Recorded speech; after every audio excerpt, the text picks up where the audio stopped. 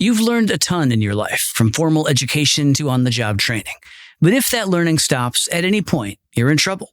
Without continuous learning, how are you supposed to grow? To shore up the soft spots that you discover as your career unfolds, or to address new tech like artificial intelligence?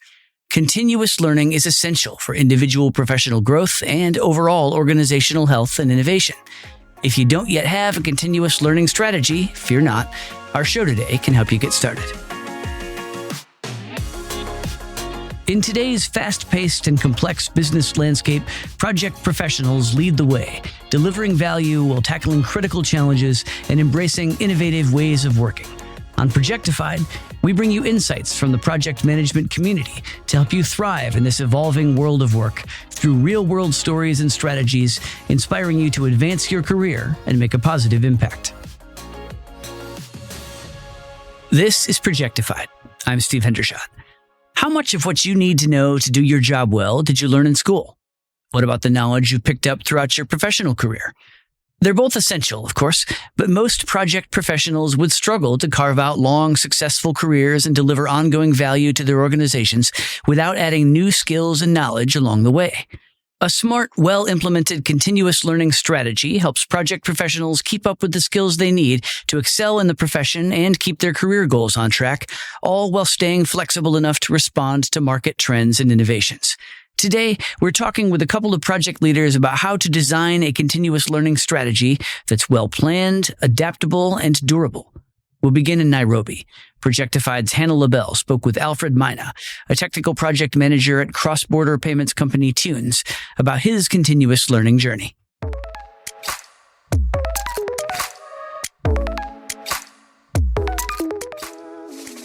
So, Alfred, I want to start our conversation with the why. Why is continuous learning important for you? And how does frequent upskilling improve your work and help future-proof your career? The world of project management is evolving a lot.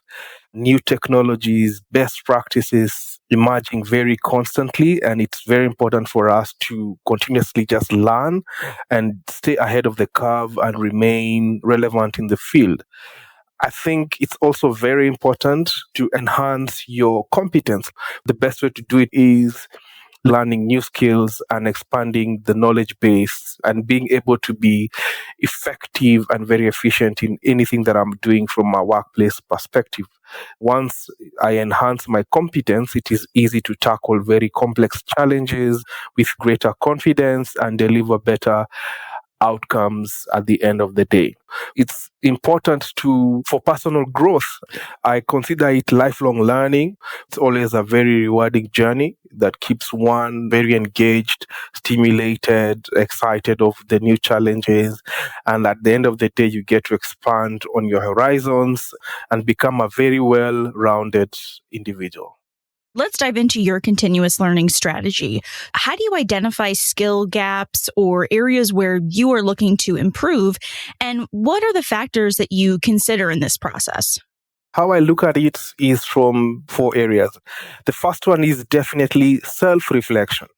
Reflecting on my strengths, my weaknesses, areas that I think I should improve on my performance, because at the end of the day, you know yourself. Okay? Just sit back and do a proper analysis of the areas that you need to improve and become better. The second way to identify my skill gaps is feedback. I find it very important to actively seek feedback from my colleagues, my supervisor. Some of it might come through performance reviews. The third one that I think of a lot is, of course, industry analysis.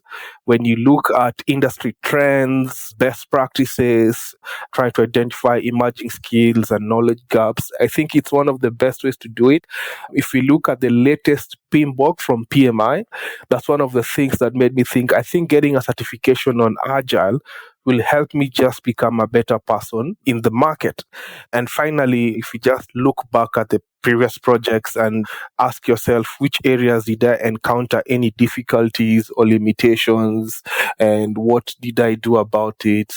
How can I address them better? These are just areas that I think help me identify my skill gaps. Mm-hmm. And when you're talking about that feedback, I know you had said performance reviews. When are some other opportunities besides those reviews that you could maybe reach out to folks and ask for feedback? I'll think about it even from a project sprint session. When we have a sprint, it's always good to review the project and check what went well, what didn't go well, and what are the challenges.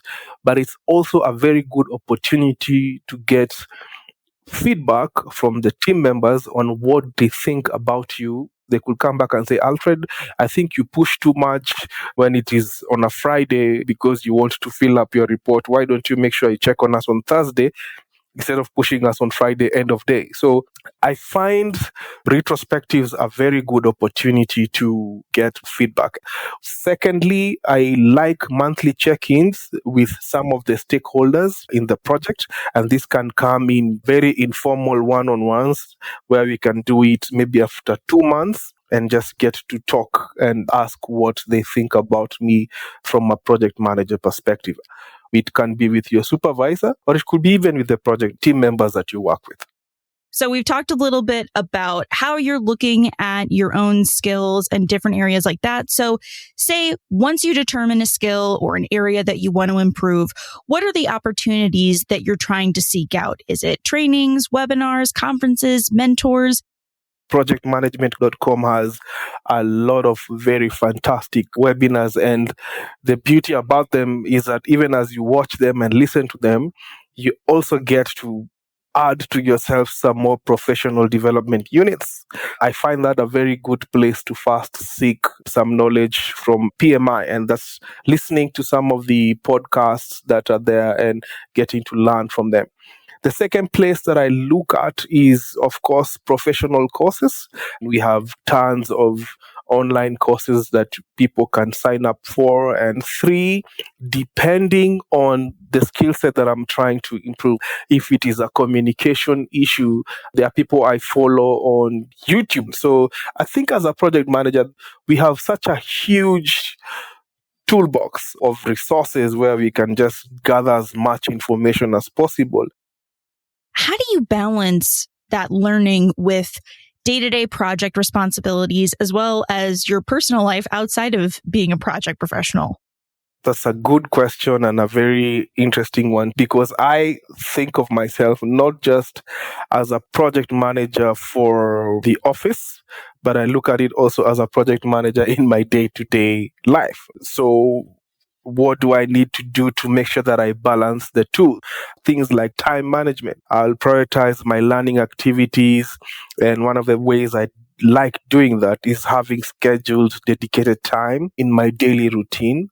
Once I've finished up with my family and I've put my girls to sleep, I have a dedicated hour to just do some learning. I also am a very keen person on micro learning in small manageable chunks. We have a lot of technology in place. There are a lot of online tools, resources that can be used to learn in very flexible ways, and that really comes out very well. And of course, if you have to learn, you have to set some boundaries.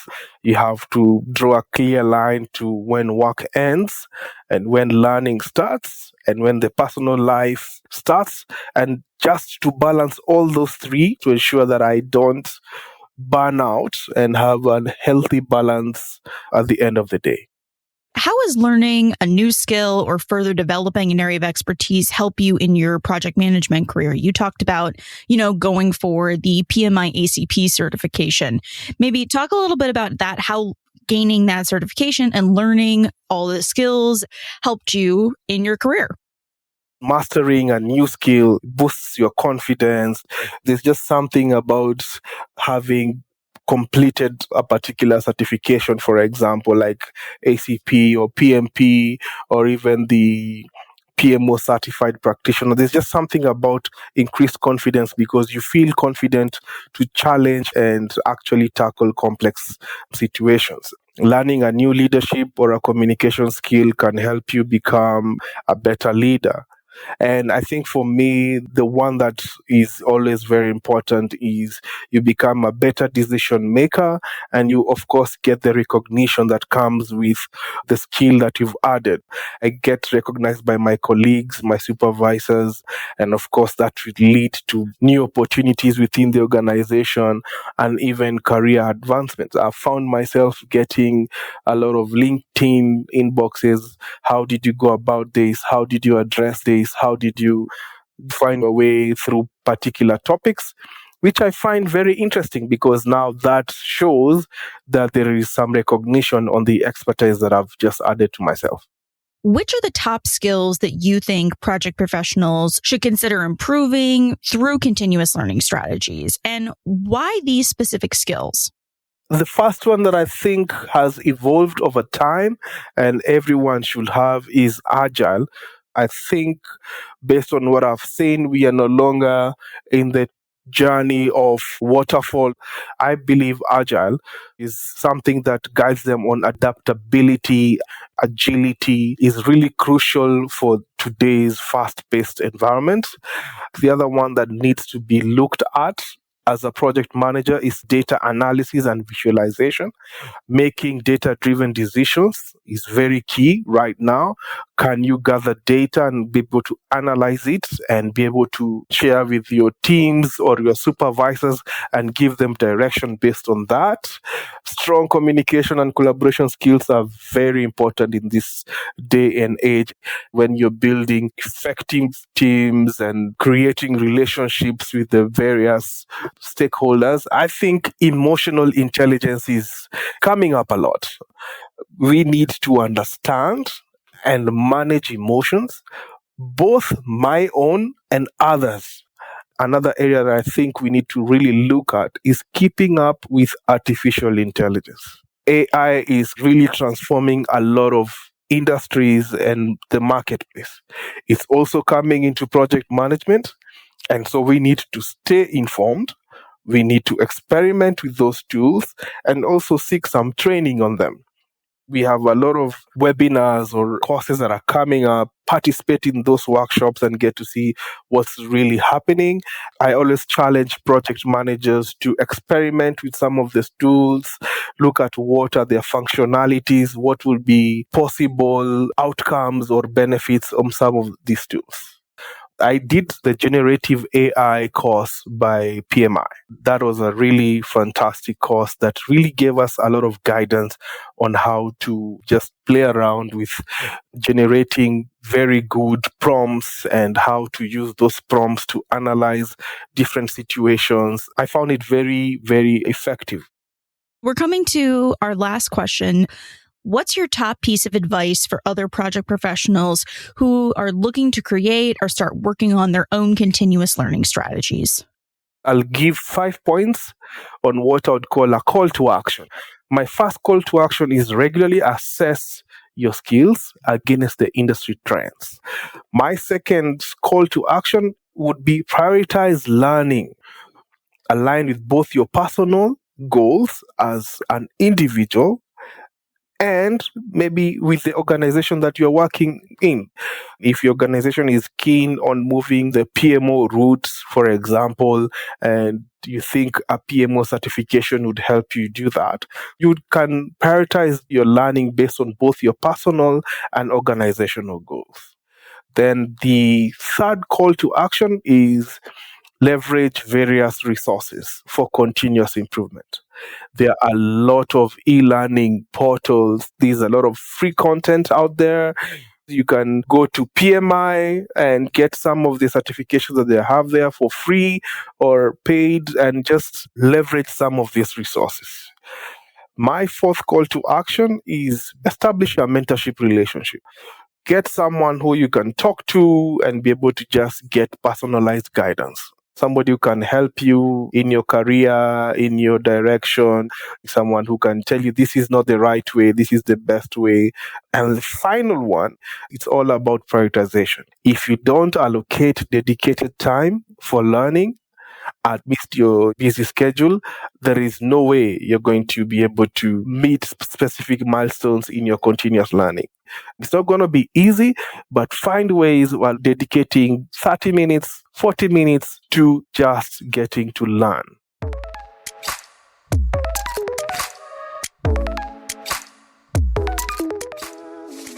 You have to take control of your continuous learning, but your organization can also play a part. So next, let's shift to the Project Management Office, or PMO, and how PMO leaders might help professionals plan strategic ongoing education. I spoke with Americo Pinto, the Managing Director of PMO Global Alliance at PMI. PMO Global Alliance is the world's largest community of PMOs, and the organization became part of PMI in 2023. The two organizations have a common goal: empowering professionals to deliver value. And continuous learning is a big part of that. Let's go to my conversation with Americo, who is based in Rio de Janeiro.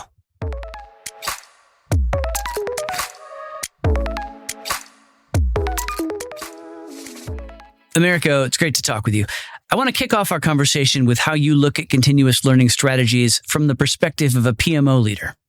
One of the most important things in terms of establishing a continuous learning strategy is to understand how flexible you should be to reach your goals.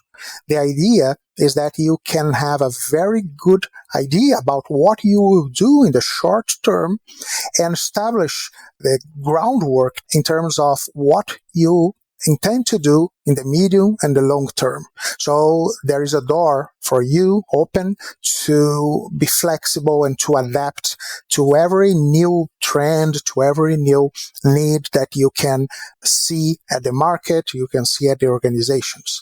Establishing this plan is very important, but also keep the flexibility and your ability to be adaptable anytime it's required.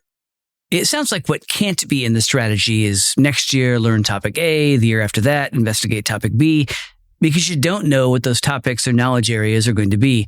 So what does a strategy look like that is flexible enough, elastic enough to accommodate the different directions that one's career or industry trends might go? There is something that is pretty challenging, the fact that things are changing all the time. And when we are creating these strategies, something can happen, like we had very recently AI and ChatGPT, for example. And of course, it will impact in some way our plans. So I said that we should be flexible and adaptable. It's true. But the challenge is, how can we foresee these changes that will arise? Most of the time, it's impossible to see them, to anticipate what will change, what will arise in terms of new demands. But the point is, we have to embrace them. So what you have to do is to see what's happening around you and try to learn a little about each new thing, new technology, at least to understand how they can be applied in business, in organizations, in your work, even if you don't use that right now. But it will open your mind for possibilities that in the future can arise, and you'll be more prepared for them, at least for identify them when they come up. So what would you say are some of the building blocks for a continuous learning strategy? I'm thinking along the lines of how many hours per week or month are dedicated to upskilling, what kinds of workshops or industry conferences professionals can attend, and things like that. In terms of continuous learning, what is really important is to have a kind of balance in terms of the ways that you will learn. Formal education is very important, no doubt. There will be a lot of opportunities for training, e-learning, so you should leverage them. There is also something that is quite important today, that is certifications. It's also an opportunity for you to learn about some new piece of knowledge, and at the end of the day, you also have a certificate to tell to the world that you are really an expert on that specific topic or area. So this is something good. We also have other opportunities that are not so formal, but in a certain way, they are very important. For example, you should participate in seminars, conferences, especially if they are in person. events, they will give you not only some new knowledge, but also the opportunity to hear from your peers or to learn from people more experienced than you. So it's not only an opportunity to learn, but it's also an opportunity to build networking. And this network will be something very important in the future, more and more as you ascend in your career. There are other possibilities also that are communities like PMO Global Alliance. At communities like ours, you have the opportunity of interact with people that are experienced like you, sometimes more experienced than you. It's a kind of collaborative learning. So all of this will give you an opportunity of improve your network and get more and more knowledge to your toolbox. Let's say we're looking at the short term, 1 year or 2 tops. What skills or knowledge do you think PMOs or project professionals need to succeed? What should they be eyeing in terms of continuous learning? Some skills, some competences will be very useful in the short term. And these competences should be aligned in some way with your current work, with your current organization. Because this is the way that you will have a background that will help you to thrive in your company right now. In the medium term, and especially in the long term, what really makes a difference is a set of skills that you can use everywhere, anytime. PMI calls these skills as power skills, and it makes all sense because we are talking about leadership, communication. There is something very important that I'd like to share with you because it's a big trend for PMOs. It's a customer-centric approach. PMOs for a long time were seen as a support area providing technical solutions for their customers. And when I say customer, I'm talking about the executive level, I'm talking about functional managers, or even project managers, because most of the time they are not part of the PMO. In the last years, PMOs have been evolving strongly, and now they are more and more being perceived as solution providers. So it means that PMO leaders have the ability of understanding their customers, understanding the pains, understanding the needs, and creating tailored solutions that can make sense for that specific company at that specific moment with that specific customer. This is something that looks technical at first glance, but it's not. This is something that you will take with you for the rest of your life because it can be very, very useful for any kind of professional, including PMO professionals, including project managers, or even executives. So this kind of ability, in my point of view, connected with those that are more traditional but very important, like leadership, communication, strategic vision, all of them will keep you prepared for almost everything that can come up.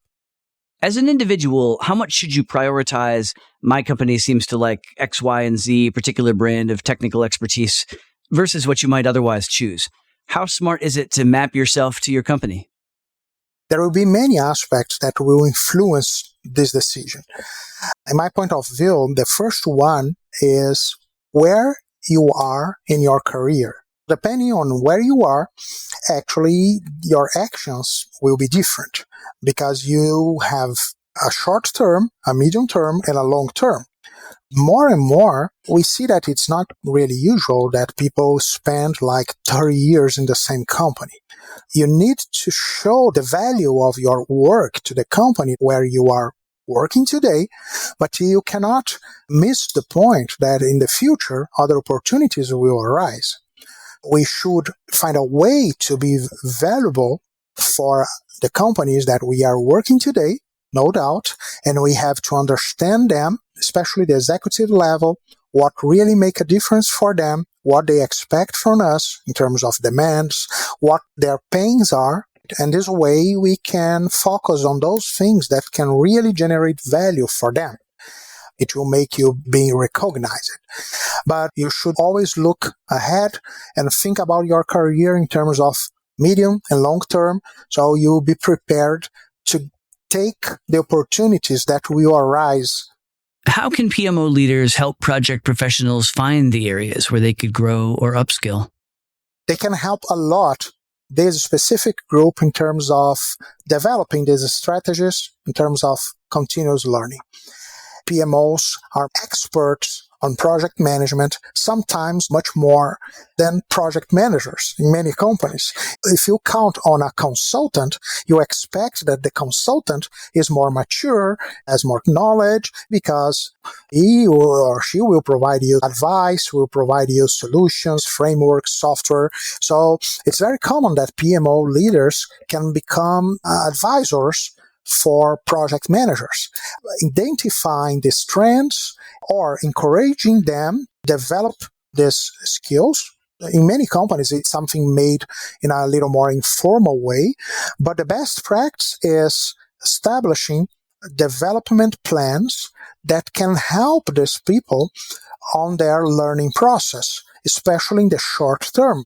The PMO leaders can support project managers, especially when they are not full-time project managers, on developing their skills and give them some direction on what will be important for the future. But to be very honest, don't forget that you are responsible for your journey. You are responsible for your career. Of course, there will be companies that will support you. They will provide you with some guidance, especially if you are in the beginning of your career. But you have to take the lead of this process, right? You have to understand what's happening, to find information that can be useful for your continuous learning process, and you have to establish the actions that will help you to reach your goals. What advice would you offer PMO leaders who are looking to help project professionals grow in their careers? If you are in the beginning of your career, it's the time of focusing on gathering all knowledge you can. You should try to understand software, methods, and in the short term, you should be very aligned with what will make you valuable right now at your company. It will give you a chance to jump to the next level at your company or another organization. In the medium term, and especially in the long term, what will make you valuable is not how much you know about all this technical stuff. It's your ability to do something with that. So your ability to create solutions, your ability to do something that is not the traditional way of using that software or that methodology, but it's what you need at that time, at that company. So what I'm saying is, if you can focus in the beginning of your career on learning about those things that will let you create solutions in the future, it will be something amazing and you will become a very, very relevant professional in any company. In the long term, there will be many possibilities. And every day, every month, every year, you will review, maybe redesign and adapt your plans to what have happened in your life, because life is not something that we can plan totally, of course. Americo, this has been really insightful. Thanks for a great conversation. Thank you. Thanks for listening to Projectified. If you like what you heard, you can listen to more episodes on your preferred podcast platform or visit pmi.org/podcast. And please subscribe to the show and leave a rating or review. It's always great to hear from you. Hope you can join us next episode.